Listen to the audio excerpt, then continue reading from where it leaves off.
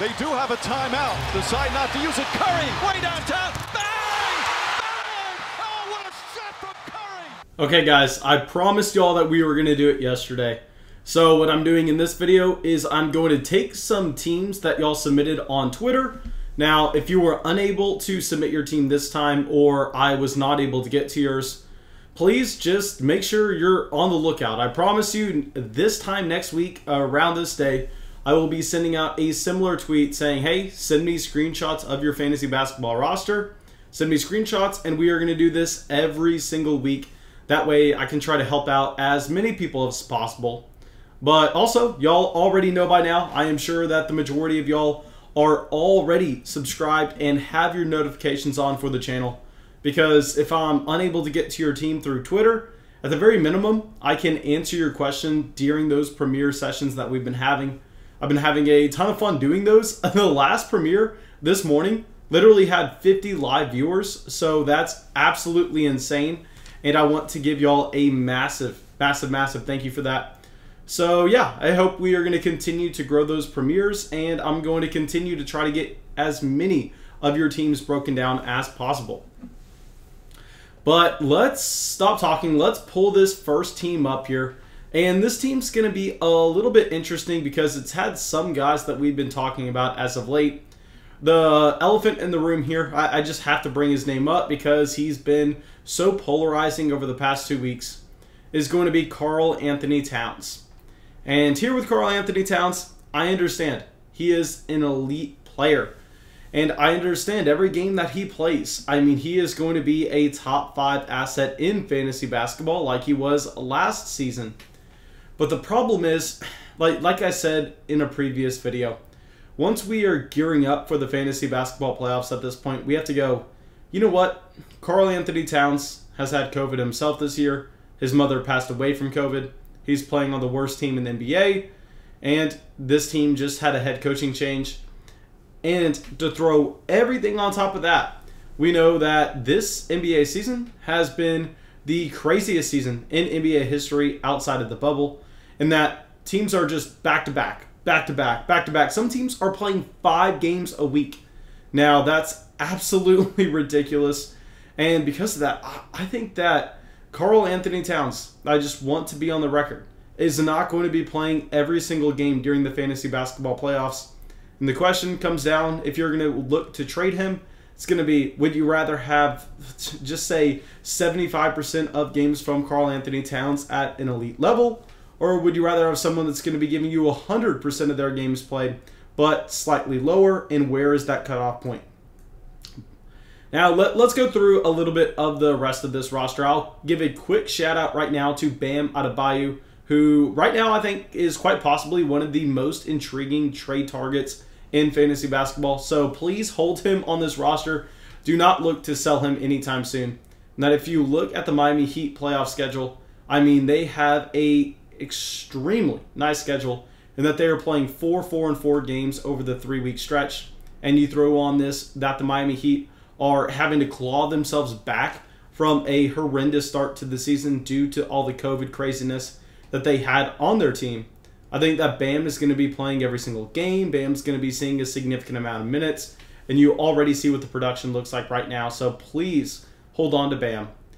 And then let's go to our next player, someone that was extremely hot last month, but over the past 30 games, he has definitely cooled off.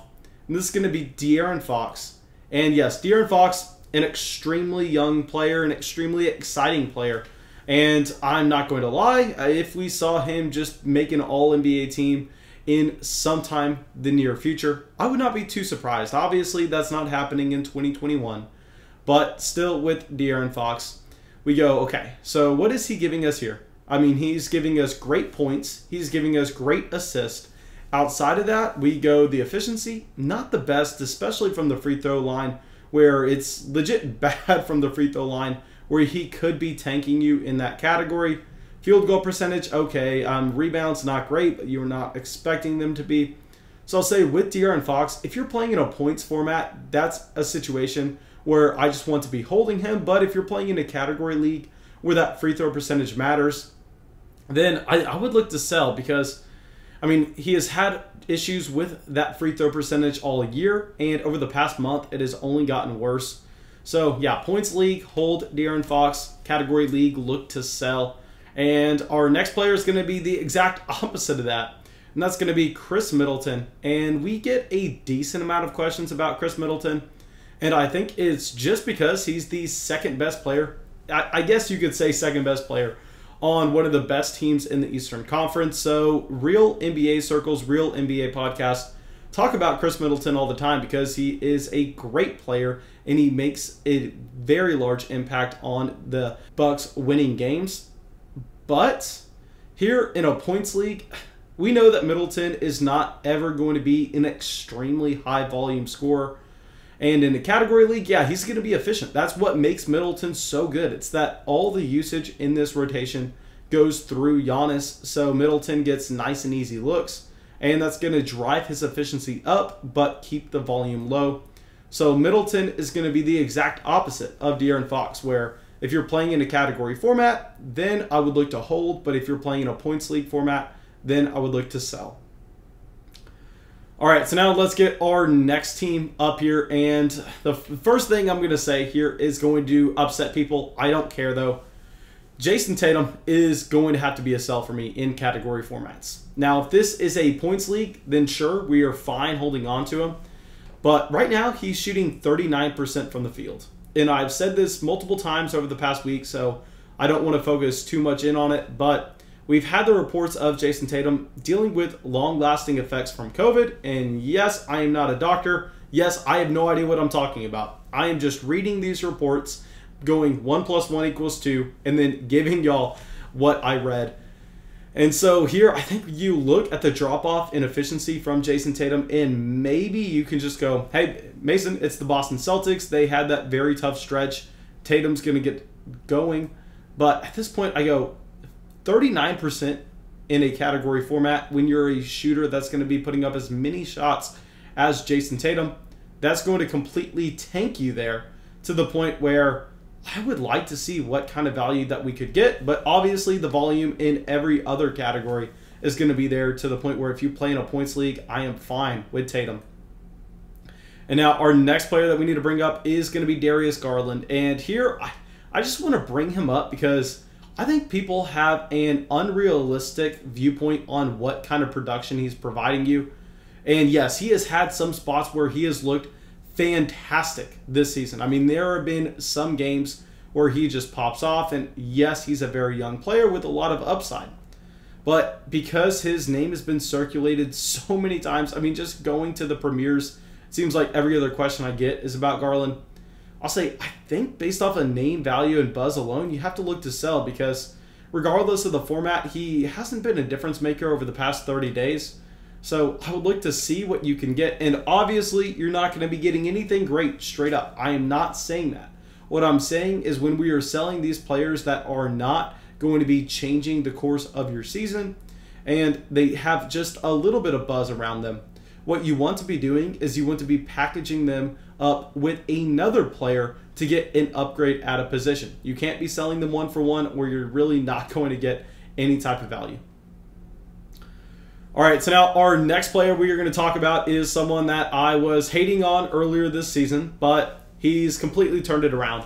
Kristaps Porzingis, and if you play in a points league, if you play in a category league, it really doesn't matter. The games that Porzingis has played over the past 30, I mean, he has been great in literally every single category, from blocks, from points scored, from three-point shots made, to field goal percentage, to free throw percentage. I mean, Porzingis has been an effective scorer and has been extremely exciting, way better than he was when he first came back.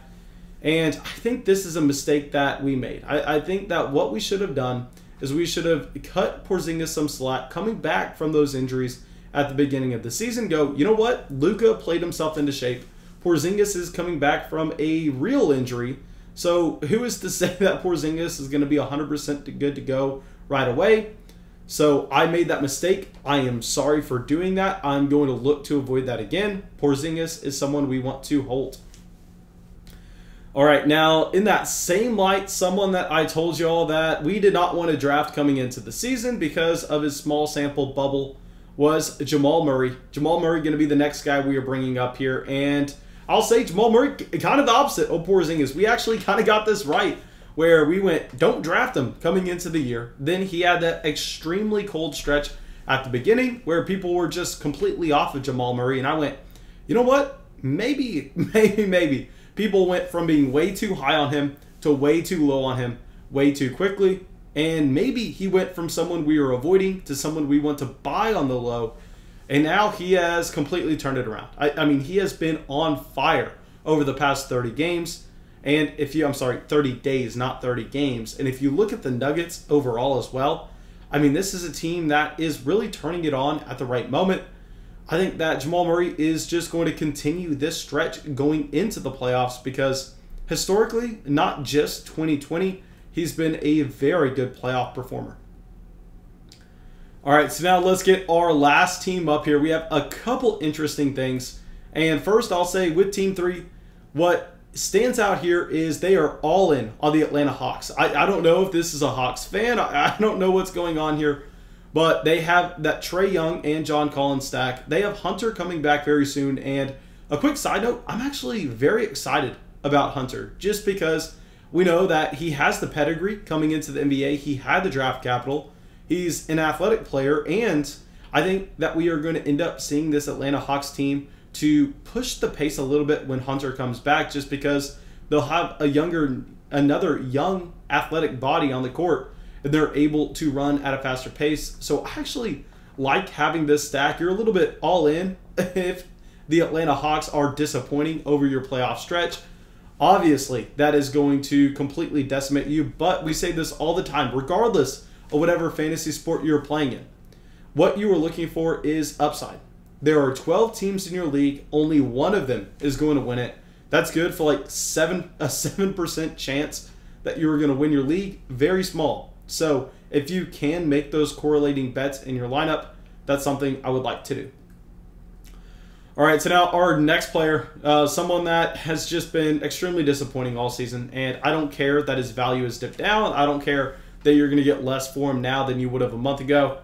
Kimball Walker. I mean, what are we doing at this point with Kimball Walker? I would love to go out there and try to sell him in a category format because you look at his efficiency so far this season, and he's been one of the least efficient players in the entire NBA. And it looks like it's not getting better anytime soon. So if you're playing in a category league, I guess you look to sell Kimball Walker. Very similar to what we were saying earlier with Garland. You're not going to be expecting a lot. What you're going to be doing instead is you're going to be using Kimball Walker just as a throw-in piece to get an upgrade at another position in your lineup. All right, so the last thing I want to bring up here is going to be Joelle Embiid, who, in my opinion, was easily the MVP of the first half of the season. And I'll say here with Joelle Embiid, I know a lot of people are worried about him missing time during the fantasy basketball playoffs. And no, I can't sit here and say Joelle Embiid is going to play every single game. But what I can say is I can say this Sixers team is playing for something. This Sixers team is a serious title contender. I think that they are going to do what they can to get the best seed possible in the Eastern Conference. So I don't see Joelle Embiid missing a significant amount of time when this team should be gearing up for the NBA playoffs. So I know a lot of people in the premieres as of late have been asking, hey, should I be looking to sell Embiid? Is Embiid going to sit? And no, I'm a lot more worried about Karl Anthony Towns than I am with Joelle Embiid. Now, thank you guys. I really hope y'all enjoyed this video. Like I said, we're going to be doing this every single week. So don't forget, make sure you're following us on Twitter. That way you can go out there and participate with this going forward. And yeah, that's it. Thank you everybody who came out to the premiere and hung out with me. And I'll see y'all in the premiere tomorrow. Make sure you drop that like, leave a comment, subscribe to the channel. It really helps us a lot.